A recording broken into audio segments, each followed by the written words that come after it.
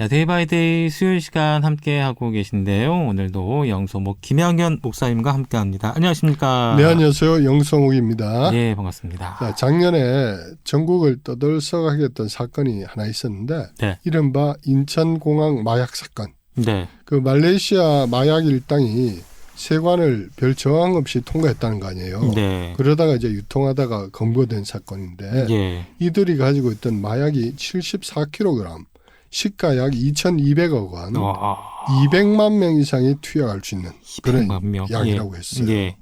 도대체 어떻게 이것이 가능했는가?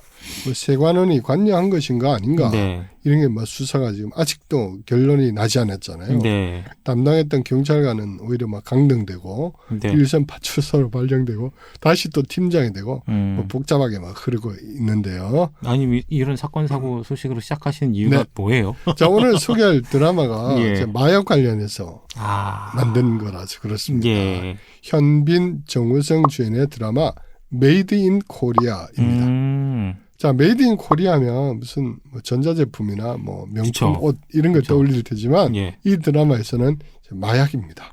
그러니까 메이드 인 한국이 코리아. 만든 마약 그런 뜻입니다. 그러면 한국에서 마약을 제조해서 판매하는 뭐 그런 내용인가요? 그렇습니다. 예. 자, 우선 주요 인물부터 알려드릴 텐데요. 네. 현빈이 연기한 백기태라는 인물인데 네. 자, 백기태는 원래 일본 오사카에서 태어났는데 이제 해방 후에 부산으로 이주했어요.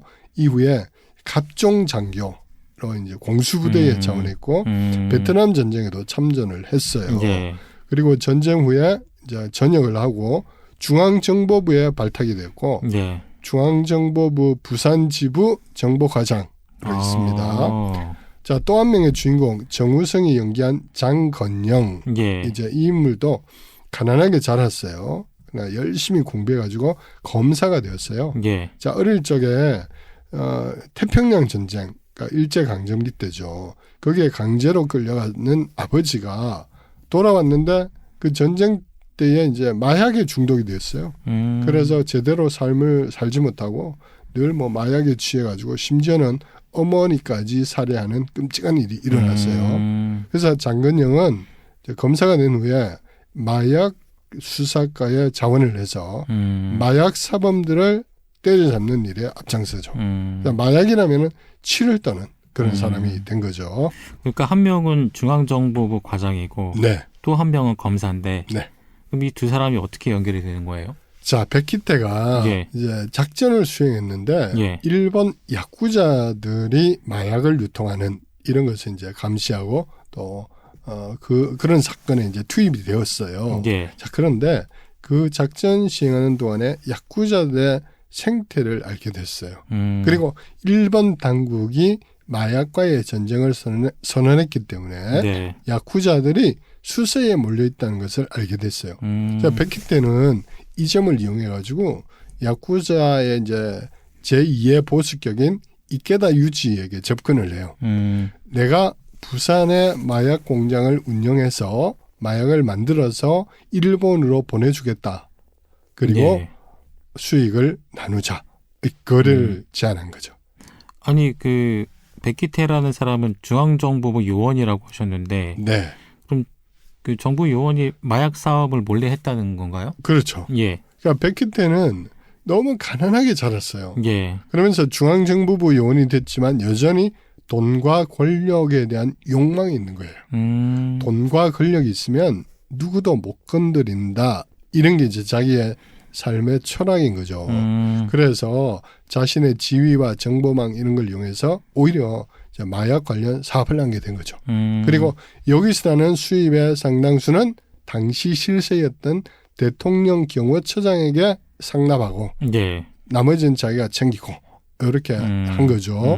반면에 장건영 검사는 이 사실을 눈치를 챘어요.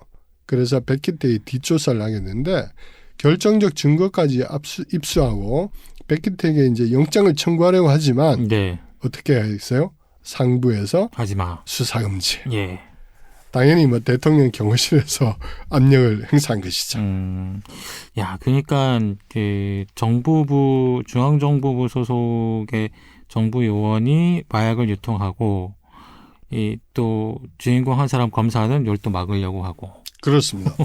자, 일단은 이 두 잘생긴 뭐 예. 미남 배우잖아요. 예. 현빈과 정우성의 불꽃 튀는 연기가 이제 볼만하고 예. 또 액션, 스토리, 전개 상당히 리듬감이 있어서 최근에 굉장히 이슈가 되는 그런 드라마이고요.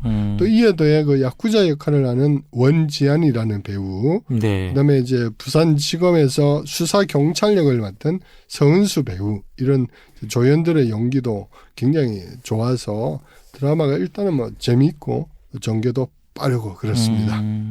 그러니까 좀 정리를 하면 그 고위 공무원이 자기 권력을 이용해서 마약을 유통하고 뭐 이런 것도 정치 자금으로 또 이렇게 흘러가게 되는 거고 상납하면서 네, 또 다른 공무원은 그런 부당한 거래를 좀 감지하고 막는다 이런 거네요. 그렇습니다. 예. 자, 스토리는 뭐 그렇게 간단하고요. 근데 우리가 여기서 이제 생각해 볼 것이 있는데 주인공들의 성장 스토리이죠. 네.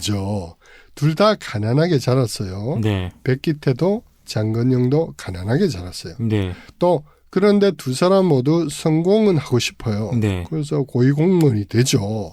자, 문제는 백기태라는 인물은 돈과 권력이 더 강력하게 작용하는 세상을 본거야 된 거죠.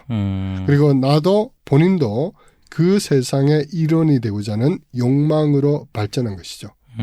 자, 가난의 서름을 겪은 사람들 중에 가끔 정말 돈을 악착같이 모으려는 사람들이 있잖아요. 네. 그 예전에 가난의 트라우마가 반대로 작용한 거죠. 그래서 돈이 있어야 돼.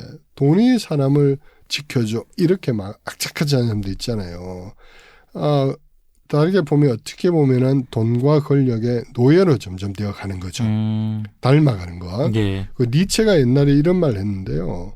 괴물과 싸우다 보면 본인도 괴물이 된다. 아. 그러니까 이것이 일종의 트라우마가 예. 나쁜 방향으로 예. 작용한 것. 이걸 우리가 경계를 해야 되겠죠. 그러니까 그 백기태라는 인물의 걸어간 길을 경계하고 네. 장건영이 그런 살아가는 방식을 추구하자 이런 말씀이시네요. 그렇죠. 장건영도 뭐 가난을 경험했고 예. 무엇보다 아버지가 마약 중독이었기 때문에 그 마약의 끔찍함을 알고 있잖아요. 네. 하지만 장건영은 마약이나 불법을 막는 일에 자신을 던지죠. 아버지를 닮아가는 것이 아니라 네. 아버지를 그렇게 만든 원인인 마약을 미워한 것이죠. 그래서 검사가 된 후에도 돈, 권력, 명예에는 별 관심이 없어요. 예. 오직 자신의 어떤 수사 권한을 통해서 마약 사범을 검거하는 일에 투신하게 된 거죠. 그래서 여기서 보면은 장건영은 이제 기독교식으로 말하면은 성화된 인물이다 이렇게 할 수 있겠죠. 그러니까 우리 같은 신앙도 마찬가지인데 이제 저 같은 이제 목사에도 적용해 보면 목사가 되는 것 자체가 목적인 사람도 있을 수 있잖아요. 예, 그렇죠. 교회를 키우고 사람을 모으고 예. 그래서 뭐 명예와 인기와 돈 이런 걸 추구할 수 있잖아요.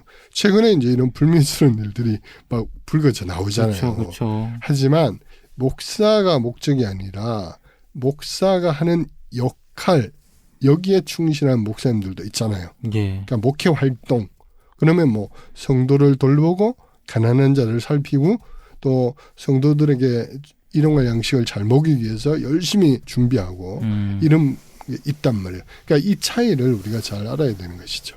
근데 이 차이를 어떻게 좀 분별할 수 있을까요? 저는 간단하다고 생각해요. 네.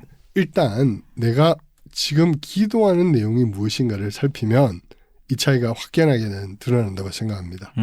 내가 기도하고 있는 것이 곧 내 욕망이니까 네. 돈, 권력, 사업이 잘 되는 것, 뭐 자녀들이 잘 되는 것 이런 것만 기도하고 있다면 전자일 가능성이 있죠. 하지만 하나님 나라가 이 땅에 임하기를 기도하고 우리 자녀가 믿음으로 잘 살아내기를 기도하고 또 우리 사회가 하나님의 은혜로 가득하기를 기도하고 예. 이렇게 한다면 후자의 그리스도인이겠죠. 한번 점검해 보시면 좋겠습니다. 네. 자, 영소목 오늘도 김양현 목사님과 함께했습니다. 오늘 말씀 감사합니다. 네, 고맙습니다.